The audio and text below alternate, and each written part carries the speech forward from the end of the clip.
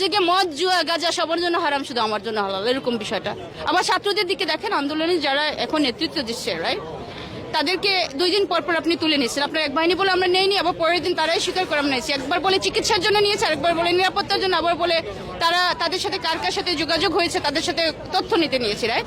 আপনি যখন নানা রকম বিভ্রান্তিমূলক খবর বলেন, তখন দেশের মানুষের মনে স্বাভাবিকভাবেই প্রশ্ন আসে যে এই দেশ আসলে চালায় কে? একটা ছেলে কলেজ উঠেছে, একজন হাই স্কুলে, সেই সব শিশুরা যখন রাস্তা নেমে যায়, তখন তাদেরকে কি গুলি করে সমাধানে আসা যায়? আর যে বাচ্চাগুলি নেমে গেছে তাদের তো জীবনের ভয় ছাড়াই নেমে গেছে। আপনারা দেখেছেন যে যখনই গুলি শুরু হয়েছে, কোথায় ভয় পাবে? এরা তো দামাল ছেলেপেলে, এরা তো ভয়ঙ্কর রকম উদ্যমে নেমেছে, এরা তো মৃত্যুকে পরোয়া করে নামেনি। দেখেছেন যে ওদেরকে বুক খুলে দিতে হলে বুক নিশানা করতেন, ওরা একটা শার্টের বুতাম খুলে দাঁড়ায় গেছে হাত তুলে, যে এই বুক এইখানে মারলে এইখানে মার, সাহস থাকে তো, রাইট।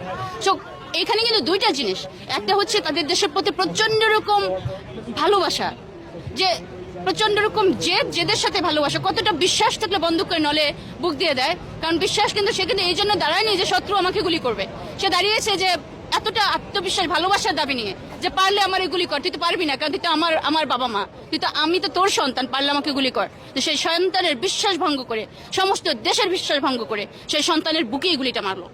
একের পর এক মেরে যাচ্ছে, শত শত আমাদের ছেলেপেলে মারা গেল, হাজার হাজার সন্তানরা এখন জেলে কাটাচ্ছে, ইসে কাটাচ্ছে হসপিটালে।